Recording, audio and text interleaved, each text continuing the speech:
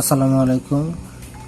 General math exercise 11.1 এর 18 নম্বর ম্যাথটা করার জন্য প্রথমে আমরা যে গিভেন পার্টটা সেটা তুলে নিয়েছি, তারপরে যে কি প্রুভ করতে হবে সেটাও লিখে নিয়েছি। তারপরে আমরা এই যে গিভেন পার্টটাকেই ইকুয়াল টু এক্স কে ধরে নিয়েছি। এন্ড কে ধরে নেওয়ার পরে প্রথম টার্মটার সমান কি আমরা কি লিখতে পারি, যেহেতু সবগুলাই ইকুয়াল, তাহলে প্রথম টার্মটার সমান আমরা a plus B plus C into P equal K ধরে নিছি। তারপরে সেকেন্ড লাইনে আমরা কেটাকে লেফট থেকে রাইটে নিয়ে আসছি, রাইট থেকে লেফটে নিয়ে গেছি, আর পিটাকে লেফট থেকে রাইটে নিয়ে আসছি। তাহলে এটাকে আমরা ইকুয়েশন 1 ধরছি।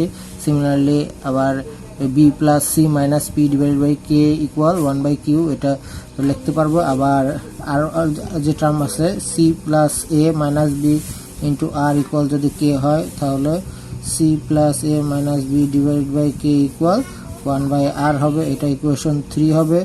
এবং তোমার a plus B minus C into S equal যদি কে হয়, তাহলে a plus B minus C divided K equal 1/s হবে। ঠিক আছে, এটাকে আমরা ইকুয়েশন 4 ধরে নিলাম। এখন আমাদের লেফট হ্যান্ড সাইডে কি আছে? লেফট হ্যান্ড সাইডে ছিল হচ্ছে আমাদের according to the question left hand সাইডে আমাদের ছিল হচ্ছে 1/কিউ প্লাস 1/r প্লাস 1/s সমান সমান 1। ঠিক আছে, 1/p। এখন এটা যদি হয় তাহলে আমরা এই যে ভ্যালুগুলো বের করলাম, পি এর ভ্যালু, কিউ এর ভ্যালু, আর এর ভ্যালু, 1/s এর ভ্যালু, এখান থেকে আমরা যদি বসাই দিই তাহলে এই তো দেখো আমাদের কি পি এর ভ্যালু আসে কিনা সেটা আমরা দেখব। তাহলে বসাই দিই, তাহলে 1/কিউ এর ভ্যালু কি আছে, b plus C minus a divide by k plus c plus A minus b divide by k plus a plus b minus c divided by k, এটা from equation 2, 3 and 4।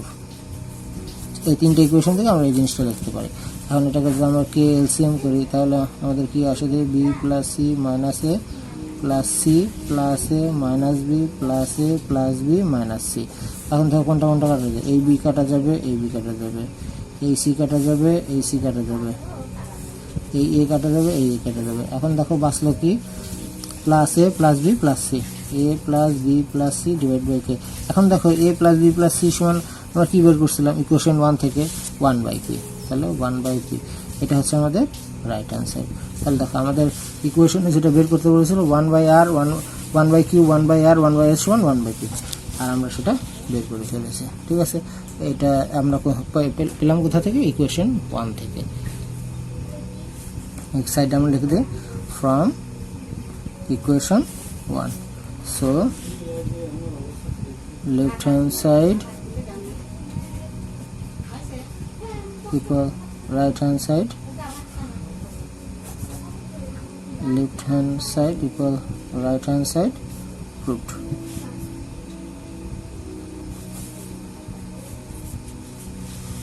আশা করি বুঝতে পেরেছ, খুবই সহজ।